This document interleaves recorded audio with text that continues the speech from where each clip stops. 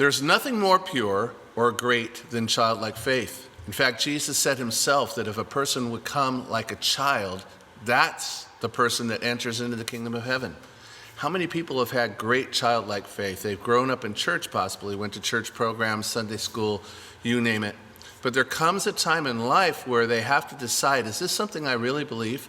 Is this something that my life is really going to be about? Or is it just something me and my family possibly have just always done? Maybe you've come to that point in your life. Maybe you still need to make that decision. That's going to be the subject today. When does faith actually become real? Does it actually become yours and something that you actually believe and will believe it for life? That's the subject of today's episode of the Audacious Faith Podcast.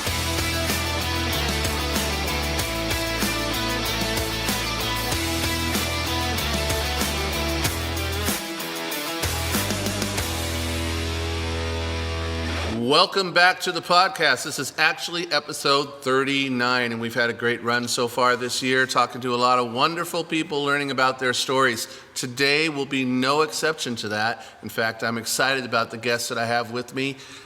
This young gentleman here is someone that I've actually known for 31 years, believe it or not, despite the fact that we don't even look that old, I'm sure, as you are looking at the podcast and seeing that. But I've known him since I came actually to the church in El Monte. He was actually in the youth group at the time. And through the years, we've seen the journey together. And I'm so excited to kind of hear from him today, have him share a little bit about his life and what it is that God has done through it. So let me just introduce to you Mr. Abraham Ortiz. Hey, how's it going? Good to have you with us today. Now, I know you obviously, and some people watching possibly do, but a lot of people don't. So I want to give you a little opportunity as we get started today. Maybe tell us a little bit about yourself, family, and also a little bit of that journey of how you came to faith. Okay, so my name's Abraham Ortiz, and I am the youngest brother. I'm the fourth out of 5 siblings. I have an older sister and a younger sister. Let's see, what else? My coming to faith story. The pastor before you used to make audio tapes, and I was listening to one of his Easter sermons, and it really got to me. I was 10 years old.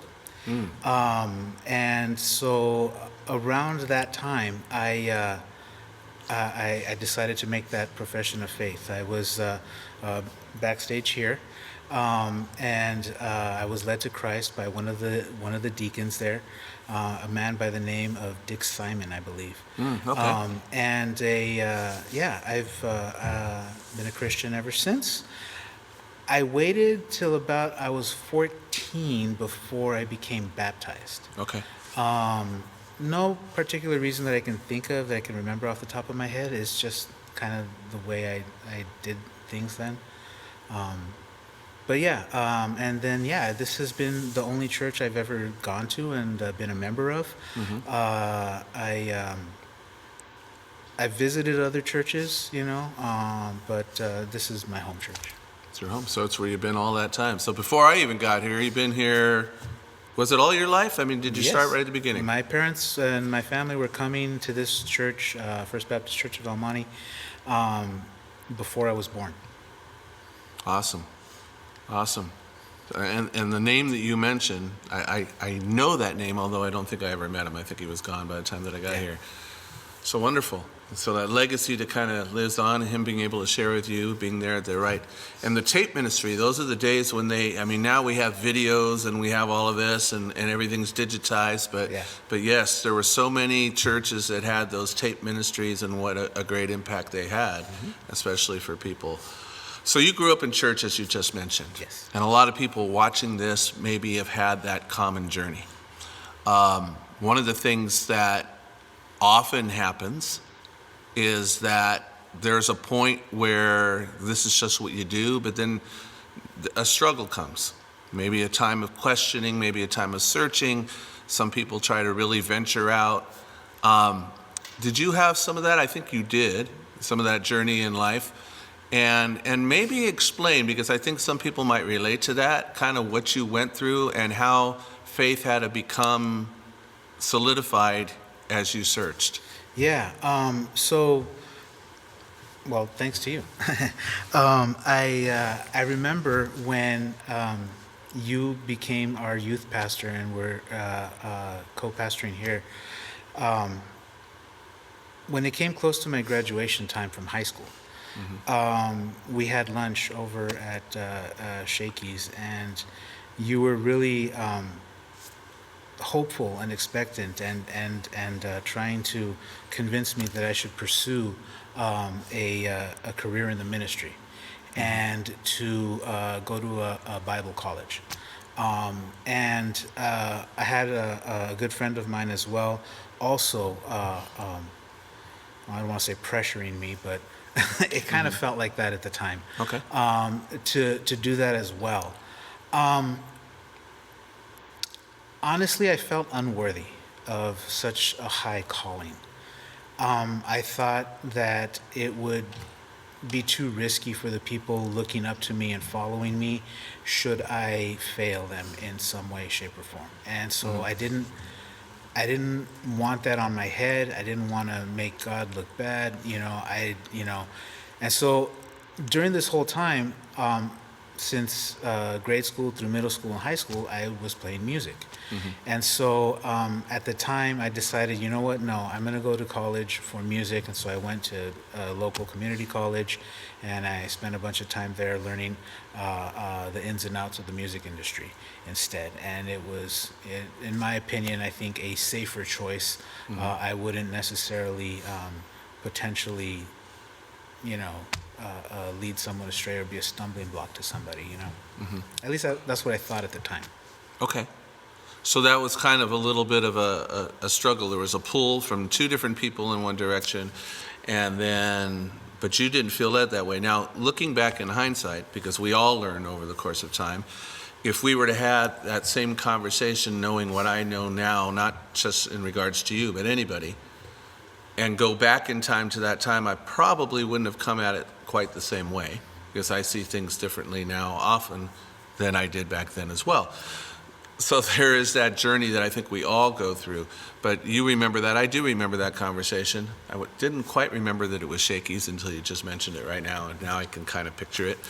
But because that's been a long time back.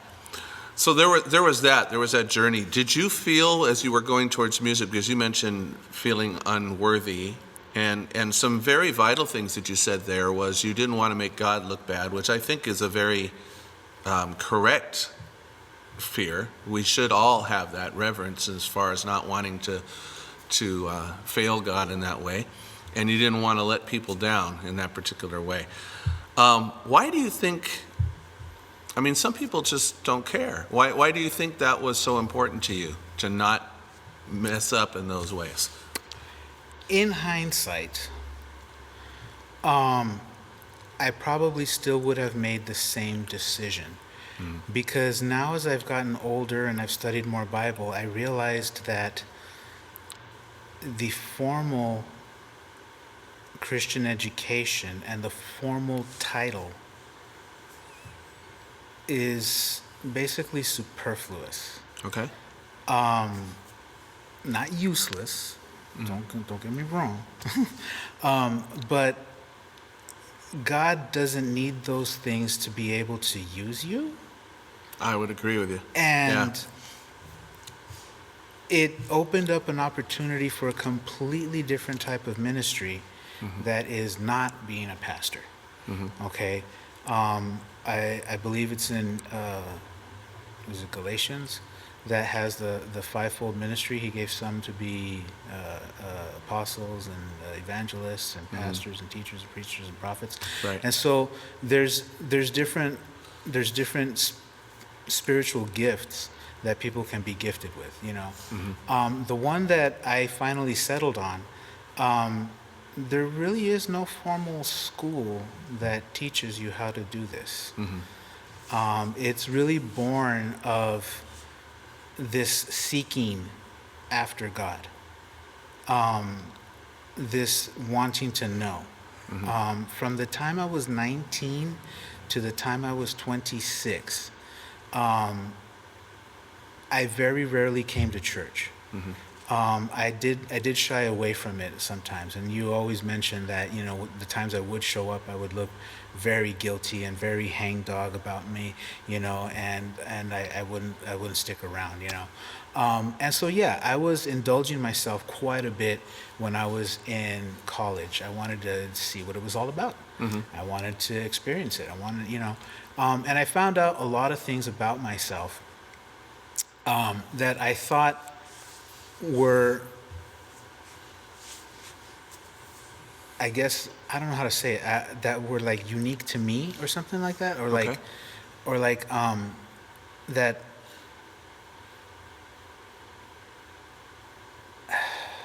I don't know, like I thought I was defining myself. I really did. I really thought I was defining myself as a person.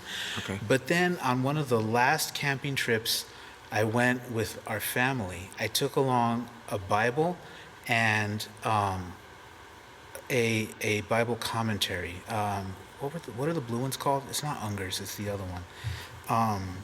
Anyways, I was reading them side by side, and on that camping trip, I read the book of Acts, I read the book of Romans, I read the book of Hebrews, I read the book of Genesis, I was just doing a bunch of reading. I hadn't dived into the Bible that much since ever. Right. Okay. And I began to realize something. I thought I was defining myself, but I really wasn't. God was there the whole entire time. God was defining me, And when I came to that passage, or to that realization, it blew my mind. Like, oh my gosh, and that was one of the things that led me to come back and to become more faithful and more devout. The other one was a truly spiritual experience where I truly did feel the presence of God. Now, I don't talk about that very much because it's very easy for people to mock and say they're full of new wine. Oh, he's drinking too much, he's smoking too much, he's whatever too much. And so that's what he thinks he saw God, No.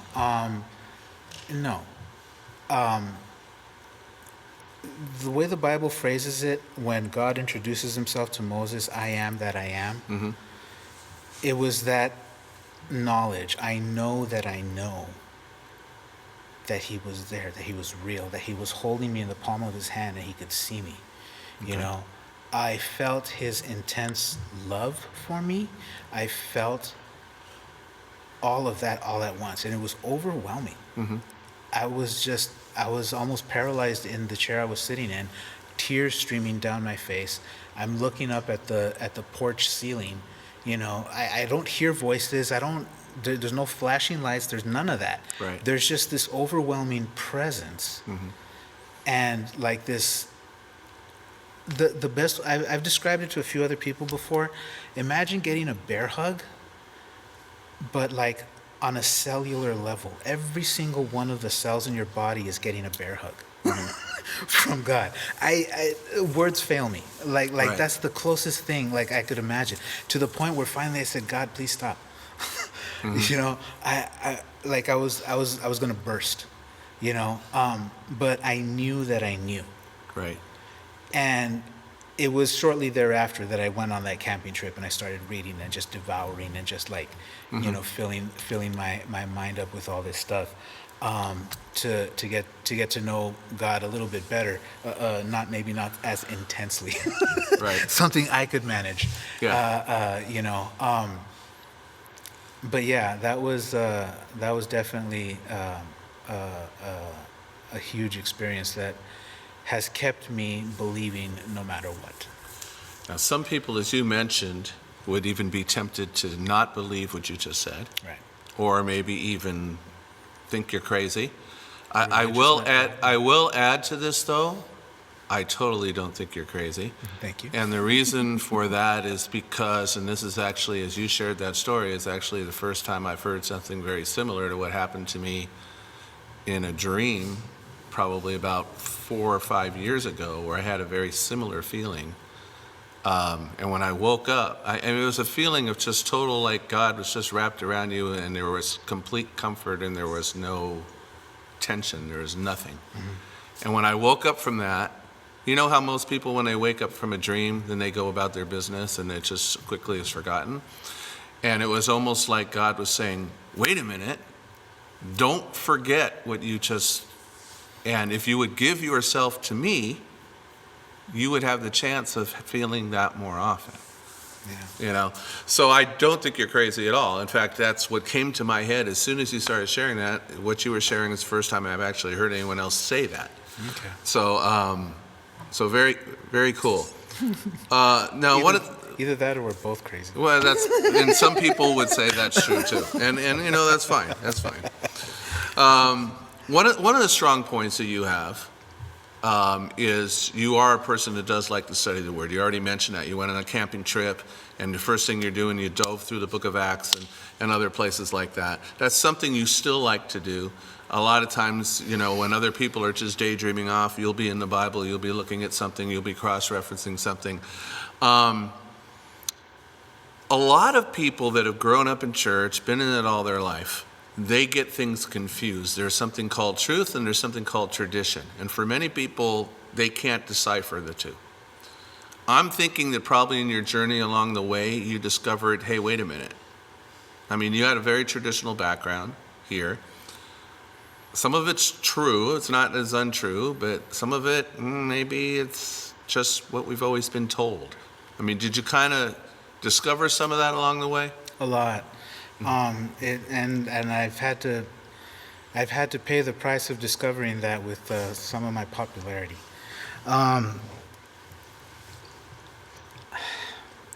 Traditions, in my opinion, are based in the cultures they rise out of. Okay.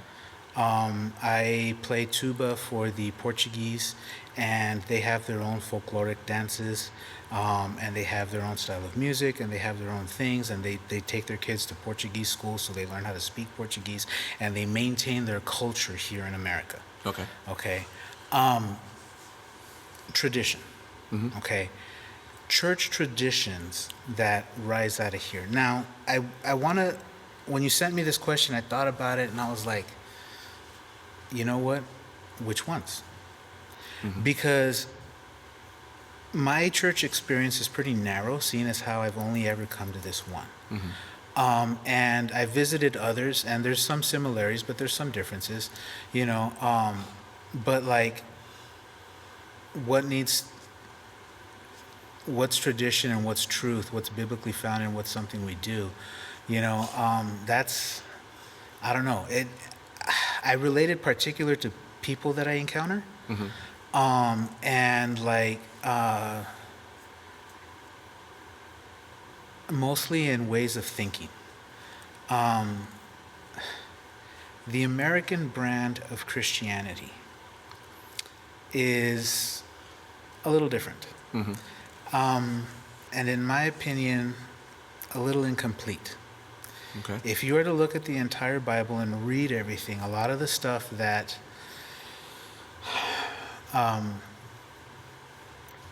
more conservative circles in our country would espouse as this is good Christian morals and good Christian values, really isn't.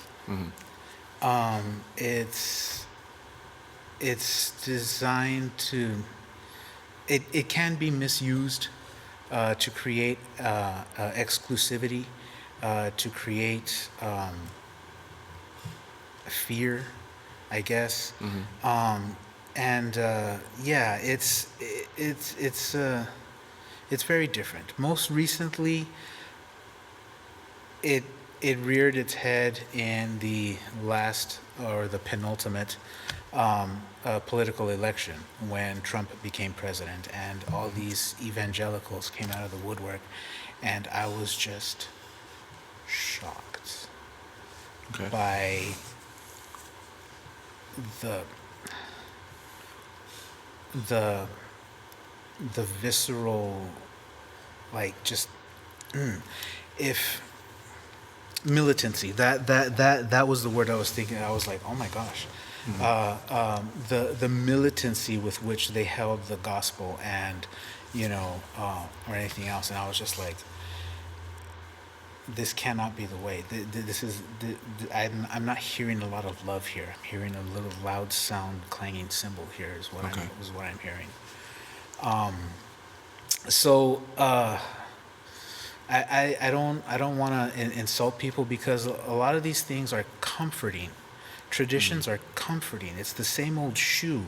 It's the same old comfortable pair of pants that fit you just right. It's it's what you like. It's comfortable. And when you challenge that, and you take away someone's favorite cushion, or you take away someone's spot in their chair or whatever, right, it creates all kinds of bad feeling. Okay. Yeah. So yeah. Definitely. So yeah, it's a journey that we have to keep hopefully learning, although a lot of times there's no effort to learn at all. There's just, this is the way it is, right? So that can be an issue. So let's think about this. So through the time that you've been in church and you've been here, I'm sure you can think of a lot of names. We're not going to name any, but a lot of people that have come and go. Some go obviously by graduating up to heaven, but I'm talking about people that come into the church, maybe even that you grew up with, that were in youth group with you way back, or you've seen come since, and now are nowhere to be found, not only just here, but anywhere. Okay? I mean, would you get, if you could guess a percentage, is it high, is it low, of those that basically just walked away from church and don't have anything to do with it anymore? I don't want to guess. I really don't feel comfortable guessing. The Bible mentions something about foolish speculations. Okay. Leaving church is like a divorce. That's an intensely personal reason, and it's unique to each person and why they decide to leave, the same way why they decide to stay. I don't want to speak for anyone. I really don't. And honestly, a lot of the people that I grew up with, I've lost touch with them. And a lot of that is my doing. I suffer from depression every once in a while. And when I do that, I withdraw. I'm physically here, but I can feel the amount of emotional investment that I have to make, and I just don't want to make it. And I know that makes me sound incredibly selfish, but yeah, it's just easier not to know. I'm going on 3 weeks of not having logged into Facebook. Okay, I just don't. I'll log in and I'll start seeing the feed and I'll be like, nope, straight to the messages, go through the messages, the people message me, talk to them real quick, briefly, whatever, and then log out quick. Like I don't want to see it. I don't want to be a part of it. I can feel it like pulling at me. Pulling at me like sucking the energy out of me and sucking the, there was a time when I was a lot more active online, and I would post frequently.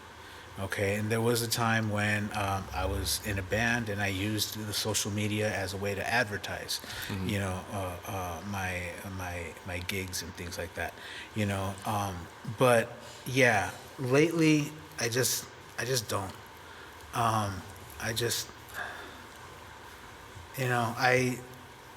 I know I should be more involved, I guess, but I just, I think of Jesus. When he would go off to a mountain and pray by himself, or most recently, when he decided to walk across the lake while the disciples were in the boat. I don't know how that conversation went down before, like, no, you guys go ahead, I'll meet up with you there, and then just start walking across the water. Right. Hours later, but yeah. You know what, you guys go. I need some me time. I need some alone time, and it's almost like that, But I don't necessarily want to sound like I'm using that as an excuse as to, oh, well, Jesus did it, so I can safely ignore everybody else. Right. No, I'm still part of the community. I'm still part. I still have something to contribute and stuff. And yeah, that's important, and I shouldn't withdraw, but I do, and lately I have. Well, I think a lot of people could agree that people are draining. I mean, they can be energizing, but they can also be draining in the sense that if you have a burden for people and the things that you see, then it does take a lot of energy. It really does. And that, I believe that where a lot of depression and anxiety and different things come from in a lot of people's lives are from everything that they're dealing with as far as others and things that seem to be beyond their control. So let me ask you this, though. In relation to the question, we're going to kind of take it from another side. Not speculating on why others have left or not come back is fine. Why do you think, or maybe it goes back to your answer from before, why do you think you were different? Because you're definitely in the minority of that. I would say more depart and don't come back than those who stay. I did do some research. Mm-hmm. So I looked up some statistics to see how church attendance has been going, and I found a Gallup poll. If you want to trust those numbers or not, but it is a downward trend since the 1970s, and a generational. There's a generational correlation as well. Mm-hmm. Less younger people are attending church, I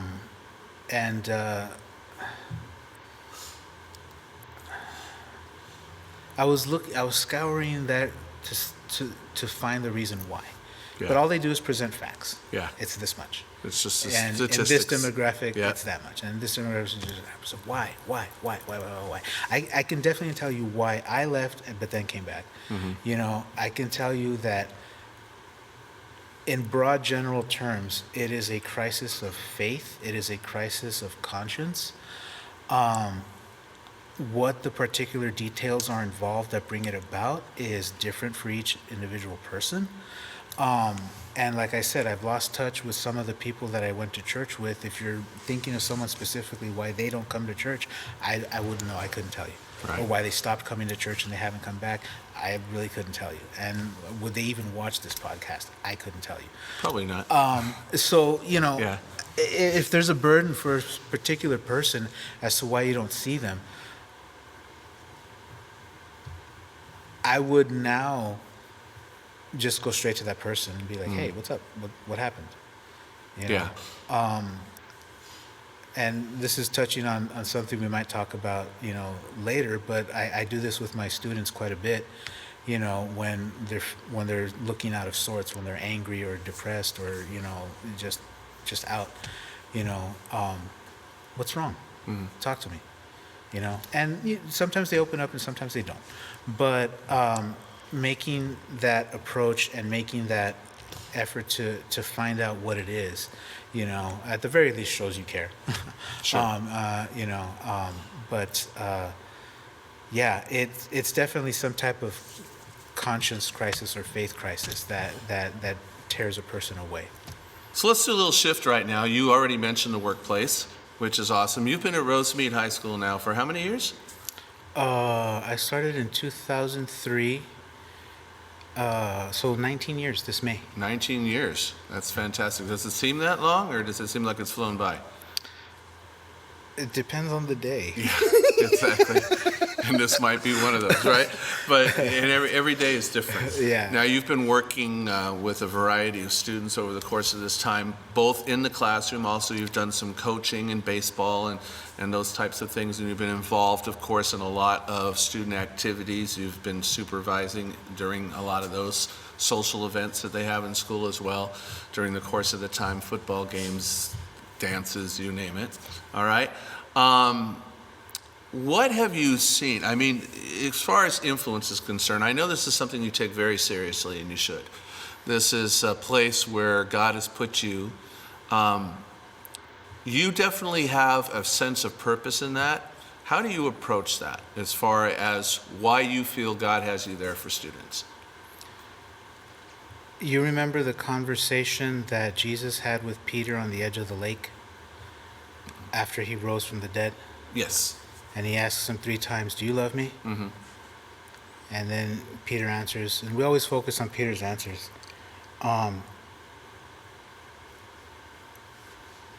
But after a few years of working there, I began to focus on Jesus' response to Peter's answer. Mm-hmm. Feed my sheep. These kids with special needs are his sheep, Correct. regardless of whether or not they believe yet. Mm-hmm. And so, yeah, I believe they do need to be fed.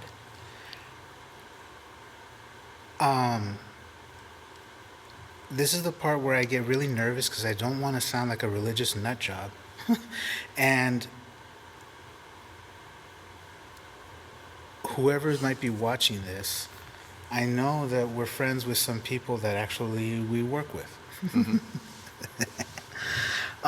And so, yeah, I would not want to invite any repercussions or consequences to me as a nature of sharing exactly how deeply I feel about this. Sure. But it's one of the it is one of the most important things in my life, and how I serve God, in this position. And now a lot of people scratch their heads when there's like 19 years as a para-educator. When are you going to move up? When are you going to become a teacher? When are you going to become a counselor? When are you going to become a principal? When are you going to become a superintendent? You know, just climb the ladder. All right? My position technically no longer exists. The people we hire work for less hours and don't receive the same amount of benefits nor a retirement package the same way I do. Mm-hmm. On a very practical level, it's a good job. I want to hang on to it. Also, I'm a musician. This is the best day job I've ever had that allows me to still go out and play music. Right. Okay? So these are all practical reasons, Mm-hmm. all right? On the spiritual level, where I'm afraid that I might freak out some people,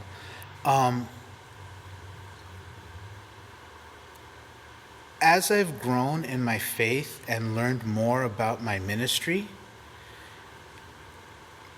it has become easier and easier for me to identify the needs of these kids. It's called discernment. That's the word we use here in church. I see, I can feel, I can almost taste the anger, the depression, the anxiety, the whatever it is. Right. Okay? These are all weapons of the devil. Some kids are very heavily oppressed. Some not so much. Some gravitate towards me like I'm the last Coca-Cola in the desert. Mm-hmm. Others can't even look at me. Okay? I pride myself in being able to give the kids what they need. If they need space, I give them space. If they need attention and someone to listen, I give them an ear. I give them my time. Mm-hmm. You know, but I always tailor it to who's there in front of me, and they see me. And some ask. Yeah. You know, and I've told them. I said, you know, they don't get me. They're like, what are you about? You know, and what's your angle, pervert? And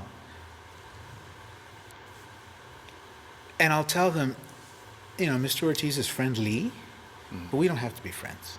It's okay. You don't owe me anything, but I'm still here for you. If you don't ever need my help for anything, fine, great, that's cool. But your friend here, where were you yesterday, Mr. Ortiz? You weren't here. Da, da, da, da. Yeah. You know, that I have both extremes, sometimes in the same classroom, in the same period. Right. You know, learning how to pray for these kids when I'm not at work, and even when I am at work, has become my ministry, what to pray for. You have not because you ask not. Okay? psychology, psychiatry, bless their hearts, they're good at identifying symptoms and treating symptoms, but underlying root causes have a spiritual component that does not necessarily address. This is something I don't talk about at work. Right. Okay? This is something that if I start talking about it in the lunchroom, in the break room, instant religious nut job alert. Religious nut job. Right. And it's like, okay. So I'll get comments like this. Oh, Mr. Ortiz, you know what? You have such a positive energy. Oh, well, thank you. I appreciate that. Oh, it's the coffee.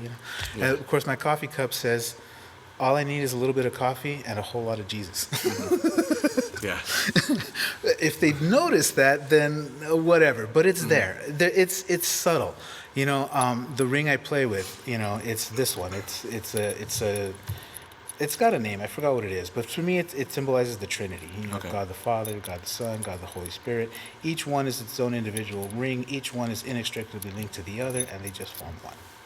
And it's a reminder. Some people wear a cross. This ring is my reminder. Got it. Okay.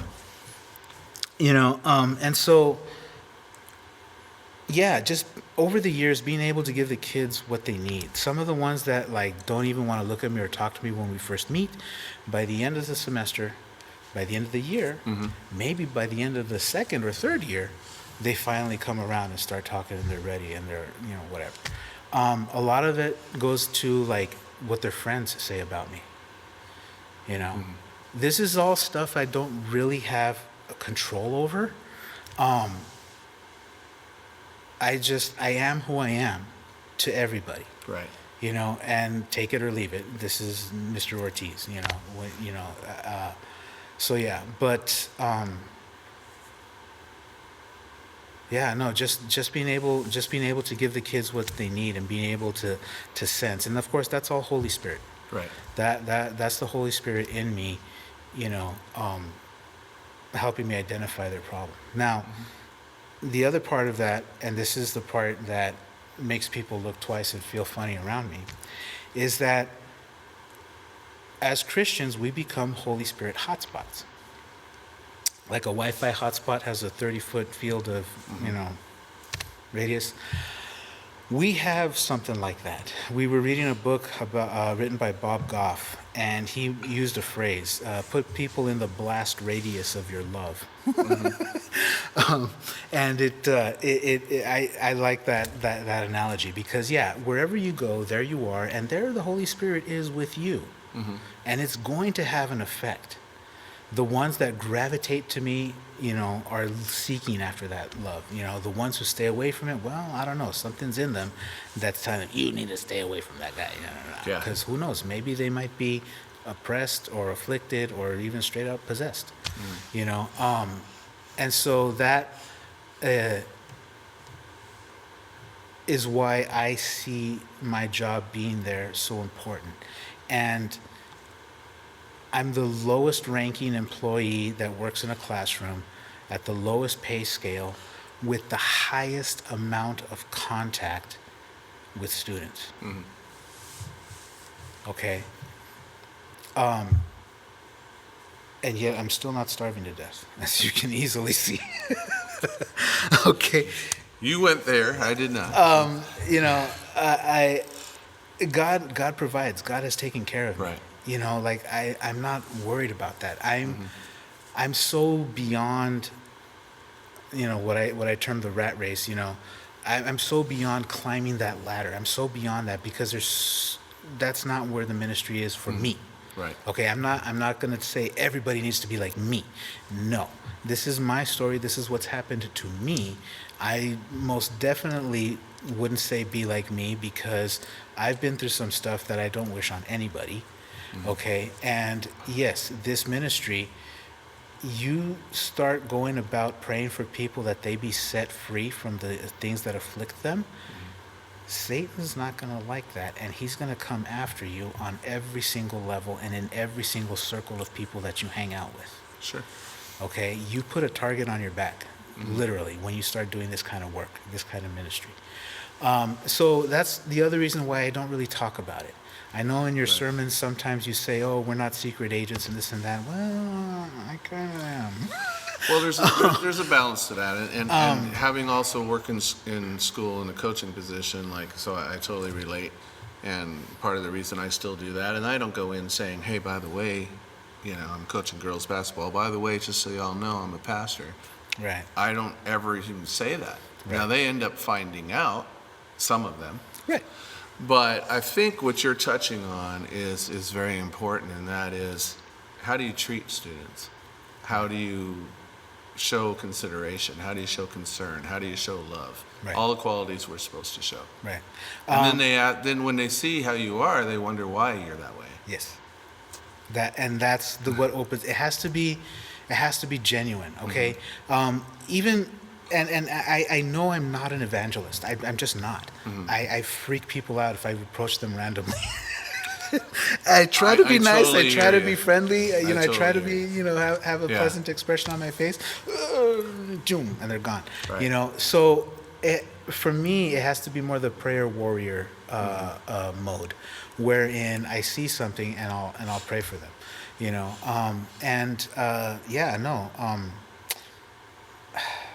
Story time.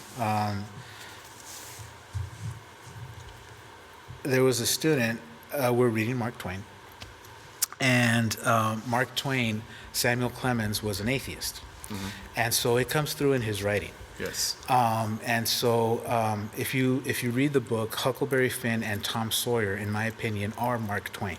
And so whenever Huckleberry Finn is musing about stuff, it's Mark Twain putting his ideas out there and stuff like that. And so there's a part where they're feuding. Huck is with these two families that are feuding. He's with one family, and he doesn't understand what a feud is. But these families go to church. Okay. And they go to the same church, and they bring their guns to church.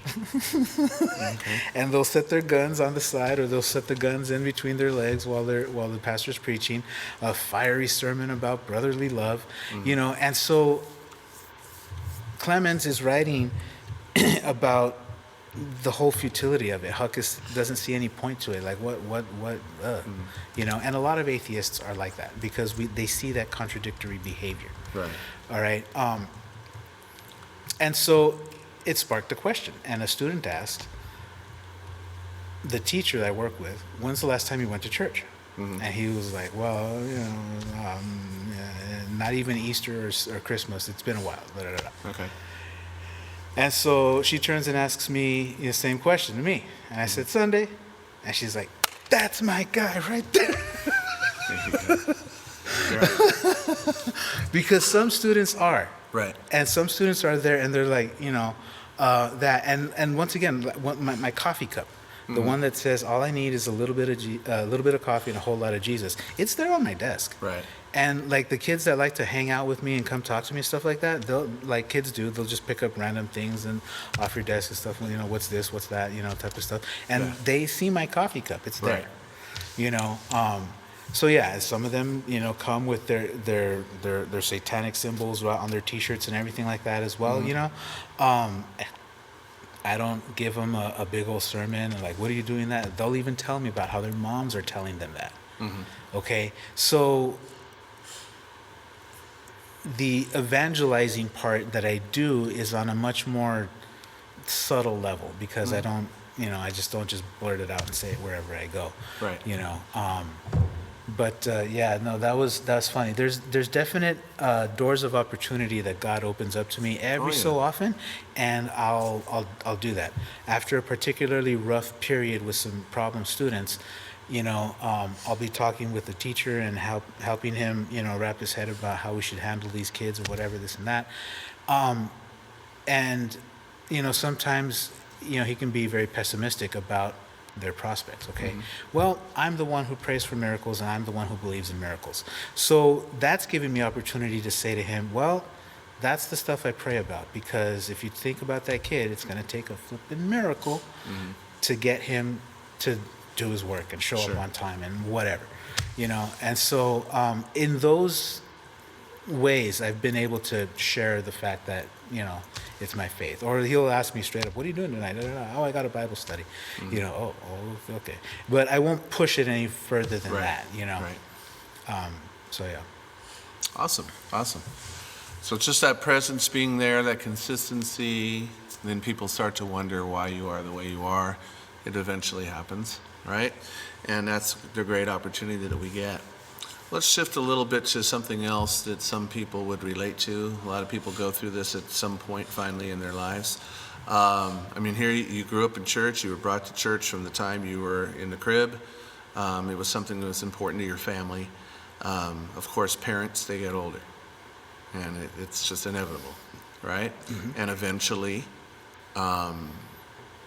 they're, I'm not going to say gone, because we have the opportunity to see them again through faith and what Jesus has done for us. But we're separated for a little while. And it's something I went through. It's something that you went through a little more recently. Similar to, in my case to your case, those came fairly close together. Okay, what you were talking about, a year or maybe a little less? 9 months. 9 months, okay. So that's a transition. I remember almost feeling, for a couple minutes until I realized how foolish it was, almost feeling like an orphan suddenly. It's like, I have no parents here. It's a very strange feeling. And you realize now I'm the adult. Even though I've been an adult, right? This happens, you're 40-something years old, and this is taking place, and it's like, wait a minute, I didn't just now become an adult. Right. But there's a different feeling to it, right? Absolutely. You want maybe kind of share some of how this felt to you going through this transition? It was pretty overwhelming. It doesn't help at all that I knew it was coming. Mm-hmm. It doesn't help at all that I was preparing my parents to die. The nice way is to say end of life preparations. I thought it did, and I was like, well, it's coming. But when it actually happens, and then in the aftermath, what do you do then? Right. That is the aftermath afterwards. It's the emptiness afterwards.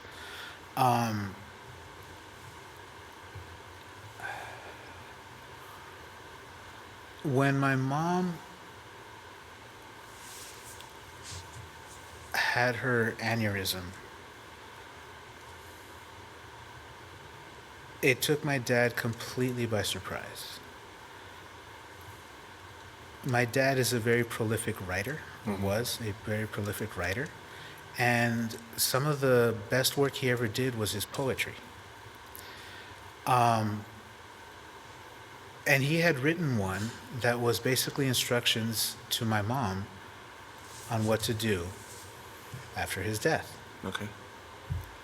He was not expecting her to die first. Sounds familiar. Yeah. Okay. Yeah.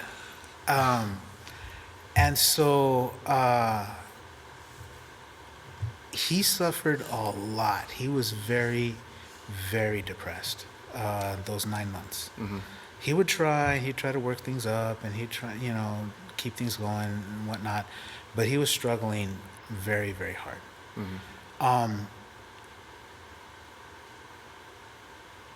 And my life changed quite a bit in that now I had to be closer to home, which is another reason I found myself on a practical level so blessed with this job that I'm local. Mm-hmm.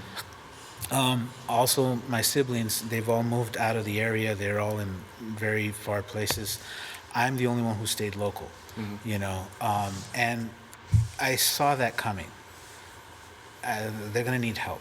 And, my dad, classic Latino man, he's got that pride that he doesn't want any live-in help or anything like that. He didn't even like my help, and I knew that. So I didn't push it on him very much, but I would definitely check on him and make sure that things were fine. And then, of course, my neighbor across the street, she was best friends with my mom.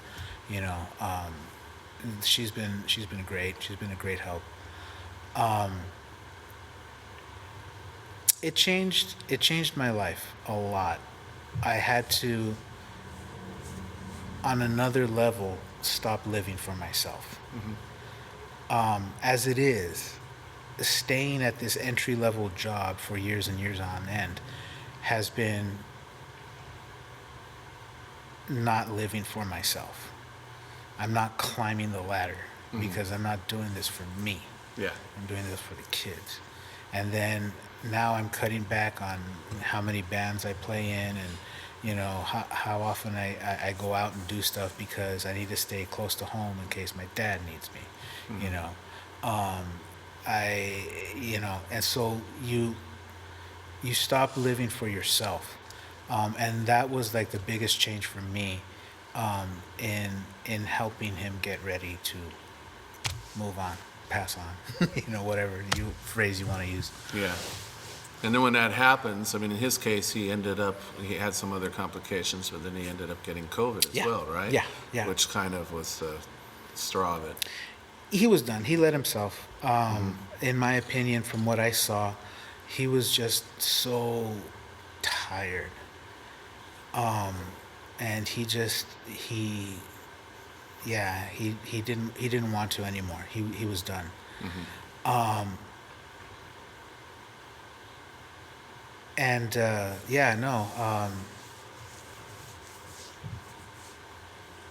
He was just ready to go. He didn't want to anymore. And Christmas Day ties it in. You're not one of those people that gets tied to a day, are you? Or some people really get tied to a day. Like, it's so-and-so's birthday, this would have been their birthday today. I mean, so it just makes the whole day weird. I don't know. I've had one Christmas without him already. Okay. And it was definitely tied. Got it. I mean, that is a pretty hard day to not connect. We'll see what happens next year. Yeah. Okay, but I've already, I've had one Thanksgiving. I've had one New Year's, one Thanksgiving, one 4th of July, one his birthday, one her birthday. Those things have already started to happen and pass. Got it. And yes, they're very much tied to. My older sister, she goes to the graveside about every 2 weeks. And so she tends the stone and she tends the grass and all that stuff and whatnot. I hardly ever go. Now, you probably have a different perspective, maybe. I'm living in the house. Yeah, so you kind of, Their pictures are still there. Yeah, so it's all right there. I mean, I'm thinking about what you just said here, and I recently, not too long ago, went to Rose Hills for a funeral. And when I was coming back down, I knew where my mom and dad, and I never go over there. I never go. Yeah. And I had a few minutes, and I thought, you know what? Let me just pull over, and I went there right where it was. I mean, to my shame, there's no tombstone there. I know where it is. I need to get it taken care of. And I'm sitting there, right? And I'm like spending time, and after a few minutes, I'm thinking to myself, I mean, maybe this is just me. And I don't knock anybody who takes it a different way. I mean, total whatever comforts you. Yeah. But as I'm sitting there and I'm going, this is dumb. I mean, I'm just thinking, you guys maybe can hear me or maybe you can't, but you're not here, you're there. And this just to me was just, it's like, I can talk to you anywhere. This is dumb for me to sit here. But I know for other people it's very comforting and they look at it differently. Yeah, no, absolutely. My siblings grew up in this church as well, but they left and they haven't come back to church either. They're some of those ones, but you've only met them sparingly. Right. So consequently, their faith is very, very weak. Not because you don't go to church, but going to church, in my opinion, is a product of your faith. I would agree with you. If you believe a lot, you participate a lot. Right. If you don't believe very much, then what's the point? You know, it's like, you know, sports or musicianship or anything else. You give this much, you're gonna get that much better, and you're gonna get that much out of it. Right. You know, yeah. There's a lot of people that go to the graveside have a lot of unresolved issues and a lot of regrets, and now it's too late. Yeah. I took care of a lot of that. Being able to help them get ready to die also helped me get ready to say goodbye and Right. to come to peace and to terms with all that stuff, that if it needed to, you know, to forgive him of whatever or to ask forgiveness for whatever, you know, I had that opportunity, and so I was able to let it go, as painful as it was. And it was weird. I felt him the day the moment he passed. They called me from the hospital, and they told me that he was in arrest and that they were working on him. And I said, okay. And she's like, he came back, but he's very, very weak. Do you want us to keep trying, or, you know, try again or whatever? And I said, no, that's okay. We have, you know, we've already made the agreement and said that don't try to resuscitate him. If he goes, he goes. After that phone call, I sat down in my easy chair, and was just staring out into space, into nothing. And about 15-20 minutes later, I have to cough. And at the exact same instant, Leanne drops a cup. And that cough and the dropping of the cup, coupled with this, like, I don't know how to describe it. It was, I felt something. It's like just you kind of knew. I felt something. Yeah. And it was just like, and like 5 minutes later, the phone's ringing and they told me he's gone. Right. I knew it. I knew that I knew. Now, was there a point, I'm just curious, because I know I kind of had to make the same decision. I happened to be there because it wasn't COVID era and wasn't. Right. And there was a part of me, I don't know if this was true for you, there was a part of me that wanted him to stay. I wanted my dad to hang on. I wanted to make every effort. But like you were saying, your dad was ready to go. And so I had to come to the term where, okay, that's what I want, but it's not about me. And you had to just let go. I mean, did you battle that a little bit? Was there, or you'd already gone through that? I battled that with my mom, because she was very, very depressed towards the end of her life. My younger sister with her kids had moved to Chico, and it was very, very difficult and very far to go and visit and stuff. And so she always wanted to see her grandkids, and she missed her grandkids and stuff, you know.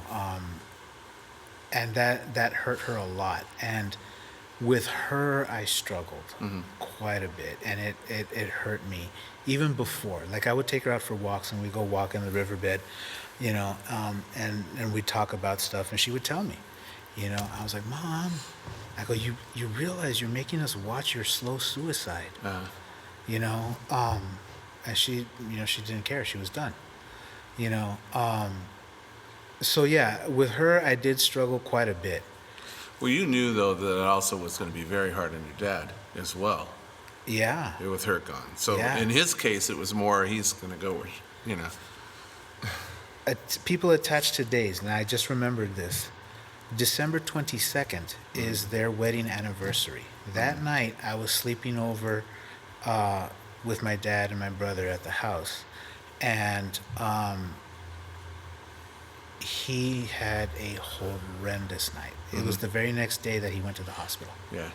And so, yeah, he could not sleep. He was in absolute agony and torment, not just physically from the COVID, but also missing her. Right. You know, and I think he made the decision that night that he wasn't going to try to fight this COVID at all. He was just going to let it go. Let it go.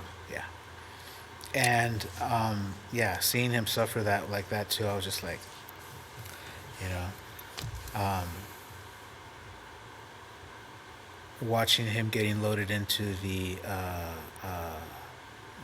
van, into the ambulance. You know, we're looking at each other, and we kind of know. Like I was looking, I was still being very hopeful. I mean, don't worry, Right. Pop, don't worry, let him work on you. Just go and rest and breathe your oxygen. You know, whatever. But I kind of felt that I kind of knew. So there's that sense that this is the last time I'm going to see him alive until Right. another time. Yeah. Yeah, totally get you. All right, so, well, we got through the heavy stuff now. Let's talk now about the future. You're still here. Yeah. There's still stuff for you to do. And, I mean, obviously you've been consistent in what you're doing up to this point. You're taking care of, you and Leanne, you have your brother, right, Dixie, who, I mean, has his challenges as well, but I'm sure very rewarding as well to take care of him in some ways, I would think. Probably, right? Sure. Okay. And You don't have any siblings, so you don't know what that's yeah, like. it's you're right. It would be a little bit different. It's something I didn't directly experience. So, but future. Obviously, we don't have a crystal ball. We Right. don't know. But what are some things that God has put in your heart maybe that you still anticipate or that still make you really get up in the morning and maybe some goals or something that he's thrown in there?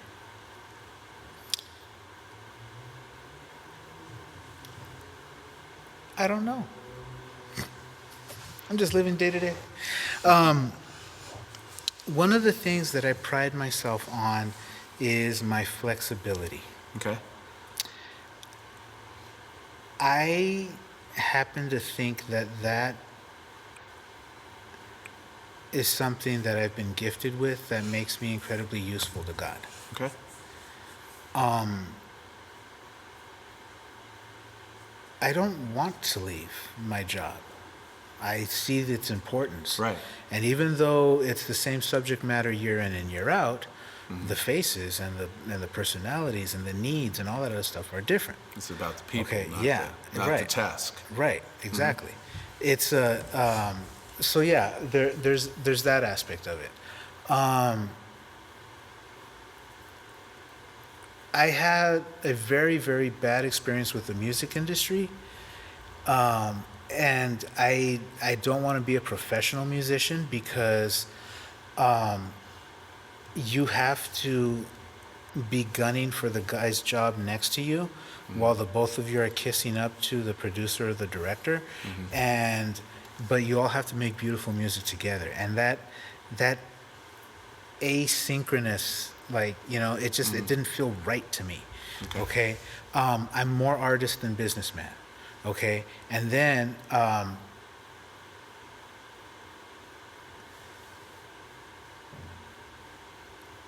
on a spiritual level, the ministry that I have doesn't necessarily require me to, like, you know, it's just as soon as you come into contact with somebody, anybody, you know, random homeless person that shows up at your house asking for a bicycle, and you happen to have a bicycle.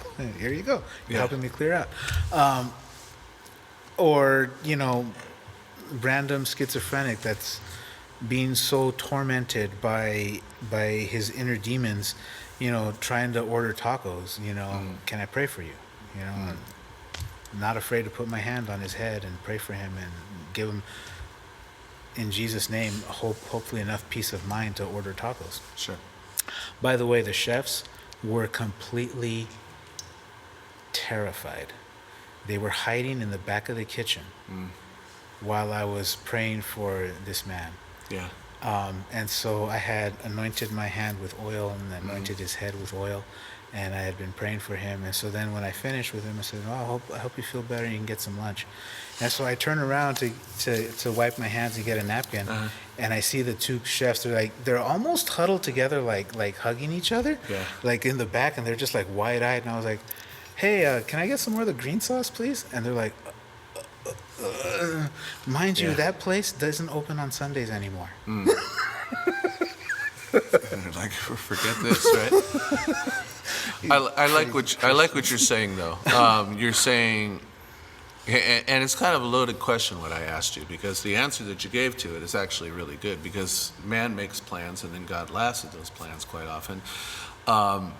Flexibility is important. We need to be able to.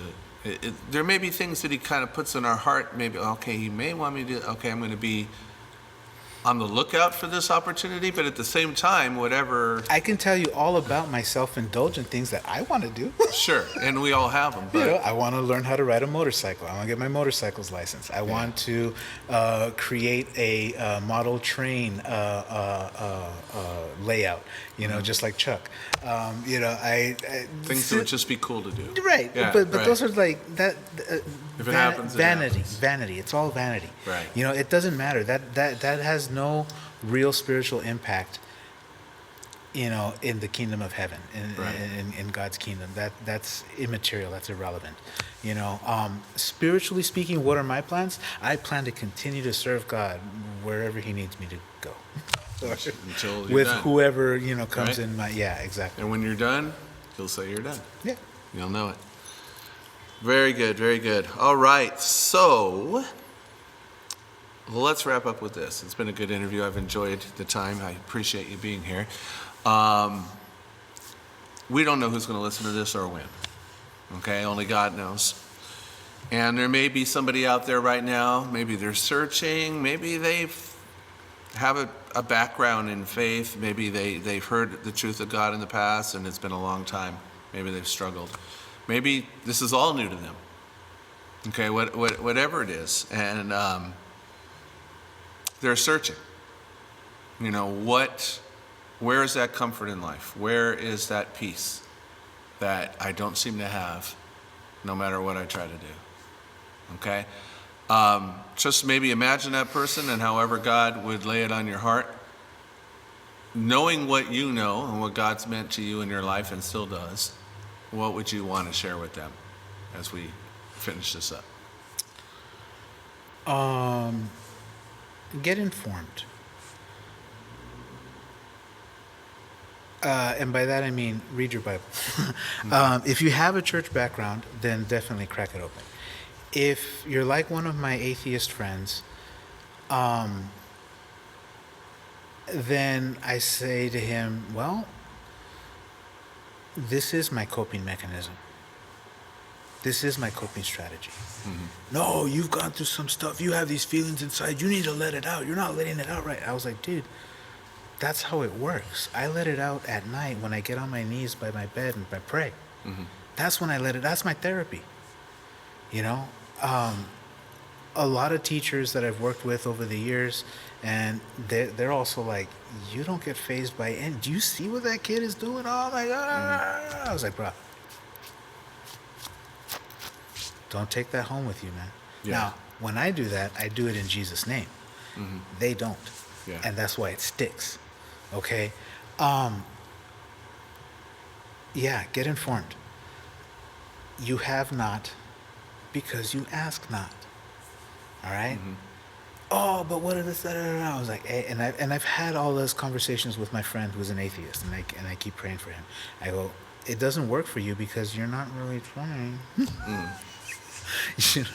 What are my other little catchphrases? Do you really honestly believe that if you stand in a garage, you'll turn into a car? It's great that you come to church, but that's only one step. Sure. You gotta get informed.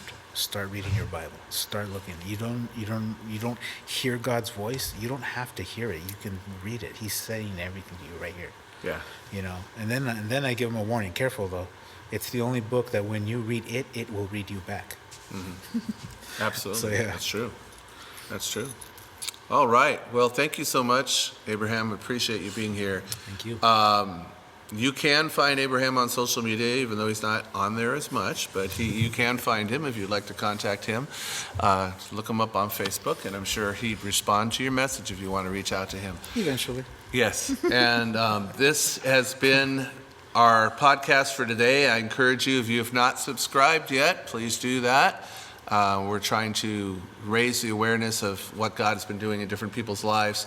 And if you need any help at any time, feel free to contact Abraham. You can contact myself as well in the different ways that you found me on social media, and I'd be more than happy to connect with you and spend that time with you.